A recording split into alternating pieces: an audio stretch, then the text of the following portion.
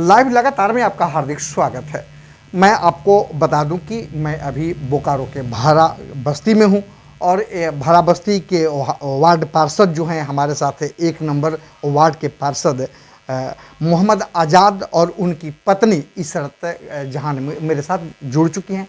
और सबसे पहले ये भी आपको बताना चाहूँगा कि इस बार जो है इनका लापरवाही बीएलओ की कहिए या फिर निर्वाचन विभाग के अधिकारियों और कर्मचारियों की, चूँकि ये लगातार 2 बार यहाँ के वार्ड पार्षद रहे हैं और इसके बाद इस बार इनका नाम जो है मतदाता सूची से हटा दिया गया है। लेकिन कई अधिकारियों की जब ये दरवाज़ा खटखटाए तो चुनाव आयोग के दिशा निर्देश मिलने के बाद और उसके हस्तक्षेप के बाद इनके नाम तो मतदाता सूची में जोड़ लिए गए, लेकिन इन्हें इस बार चुनाव लड़ने से वंचित रखा जा रहा है और इस बार ये चुनाव नहीं लड़ सकते हैं। ये मैं नहीं, ये कह रहे हैं कि चुनाव इस बार जो है जिला सहायक उप निर्वाची पदाधिकारी ने चुनाव लड़ने से मना ही कर दिया है। तो सबसे पहले हम इन्हीं की जुबानी जानने कीजिए। आज़ाद जी, आप जिस तरीके से आपको इस बार चुनाव से वंचित रखा जा रहा है, क्या है पूरा मामला?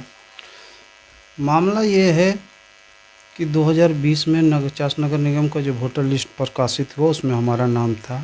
2021 जनवरी महीना में जो प्रकाशन हुआ उसमें हमारा नाम नहीं था। जब हम लोग को देखा कि नाम नहीं है तो इसके बाद फिर हम लोगों ने डीसी साहब, एसडीओ साहब, जहाँ जहाँ जो है उप निर्वाचन पदाधिकारी, सीओ साहब, रांची, सब जगह लेटर दिए फरवरी महीना में। उसके बावजूद कोई कार्रवाई नहीं हुआ। जब लास्ट समय आ गया, पेपर के माध्यम से चास नगर निगम के चुनाव का तेज़ी होने लगा, उस पर जब फिर मैं अफसरों लोग से मिला तो उसमें साफ शब्द में उन लोगों को कहा कि आप चुनाव इस बार नहीं लड़ सकते हैं। मैंने पूछा क्यों, तो नहीं, उनका साफ जवाब दिया कि आपने वोटर लिस्ट में सुधार जब हो रहा था तो आपने देखा नहीं। ये उनकी स्टेटमेंट है, ये उन्होंने बताया, इसलिए आप चुनाव नहीं लड़ सकते हैं। ये उप निर्वाचन पदाधिकारी का जवाब है।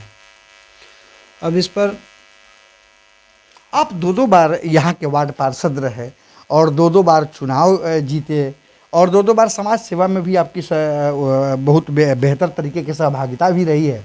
और ऐसे में आपका नाम काट देना, चूँकि नाम काटने के कुछ तरीके होते हैं कि नाम या तो फिर कभी काटे जाते हैं जब या तो उस व्यक्ति की मौत हो जाती है या फिर जो है वह व्यक्ति अपने स्वेच्छा से अपना नाम कटवाता है तो उसके लिए आवेदन देने पड़ते हैं। तो फिर आपका नाम कैसे कटा? मेरा नाम फॉर्म 7 में जो लोग भी कटवाए है वो मेरा साइन अपने से किया गया, यहाँ तक कि बीएलओ का भी साइन अपने से किया गया। ना बीएलओ से कोई इंक्वायरी लिया गया कि वो आदमी यहाँ ज़िंदा है या कहीं बोकारो शहर छोड़ कर गए हैं, कोई इंक्वायरी नहीं लिया। और अपने मन से जो सूर्यभूषण कंप्यूटर ऑपरेटर है उन्होंने नाम को काट दिया। जैसा कि आपने एक मुझे पत्र भी दिया है, उस पत्र में बीएलओ ने साफ साफ लिखा है कि यह मेरा सिग्नेचर नहीं है। जी, बीएलओ का सिग्नेचर नहीं है, ये हम लोग भी जान रहे हैं, क्योंकि सिग्नेचर दोनों को जब मैच कराया गया तो कहीं से सिग्नेचर मैच नहीं हो रहा। और फिर मेरा नाम हटने से पहले बीएलओ का कोई कॉज अगर रहता है कि हाँ ये बोकारो छोड़ दिए हैं या ये इनकी मृत्यु हो गई है, उस पीरियड पे नाम हटना चाहिए। इन्होंने जानकर नाम हटाने के प्रक्रिया में लगा और किसी से पूछताछ नहीं किया, अपने मन से इन लोगों ने नाम हटाया कि ताकि ये चुनाव नहीं लड़ सके। आपने देखा कि किस तरह की लापरवाही है और चुनाव जो विभाग जो है, इलेक्शन का जो विभाग है, कितना घोर लापरवाह है और इस लापरवाही का खमियाजा इन दंपति को भुगतना पड़ रहा है। या ये भी बताइए आज़ाद जी कि आपकी पत्नी का नाम क्यों काटा गया? ये क्या साजिश है? ये इसलिए काटा गया कि वार्ड नंबर 1 इस बार आरक्षित सीट लेडीज़ किया गया था।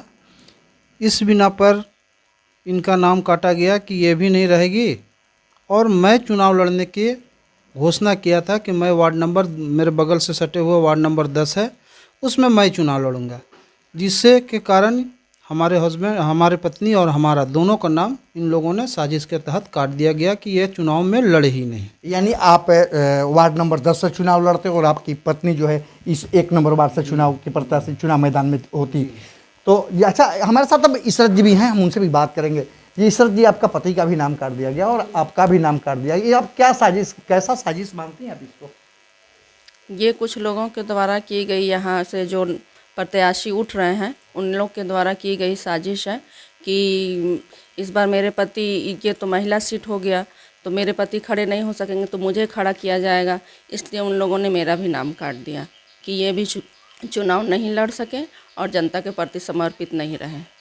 देखिए, बेशक कि आपने सुना कि जिस तरह से इस तरह कहा कि मेरा नाम एक साजिश के तहत कटा गया है। अब सवाल यह उठता है कि क्या इन साजिशों का शिकार ये कब तक होते रहेंगे और क्या इस बार ये चुनाव लड़ पाएंगे या नहीं लड़ पाएंगे। अभी आला अधिकारी इस मामले में कुछ भी बोलने से परहेज करते हैं, लेकिन अब सवाल यह है कि जिस तरीके से नाम वोटर लिस्ट से जो गायब हुए थे, यह बेशक कहा जा सकता है कि इनका नाम एक सोची समझी साजिश के तहत ही कटा गया था। और यदि नाम इनका बाद में जोड़ा भी गया तो फिर आखिर क्यों, किस आधार पर यह कहा जा रहा है कि आप चुनाव इस बार नहीं लड़ेंगे। हालांकि ये तो कानूनी दावपेच का मामला है, इस पर मेरा कोई कमेंट नहीं हो सकता है क्या नहीं है, लेकिन इतना जरूर है कि नाम इनका किस तरीके से काटा गया और इसके लिए क्या बेस बना।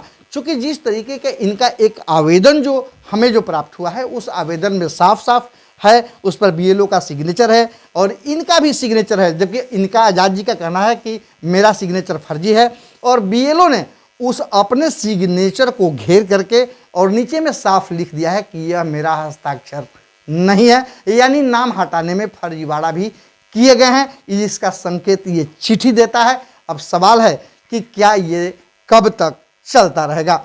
लाइव लगातार बोकारो से दिनेश कुमार पांडे। न्यूज अपडेट के लिए आप हमारे चैनल को सब्सक्राइब करें। आप हमें फेसबुक और इंस्टाग्राम पर भी फॉलो कर सकते हैं। बने रहे लगातार .in के साथ।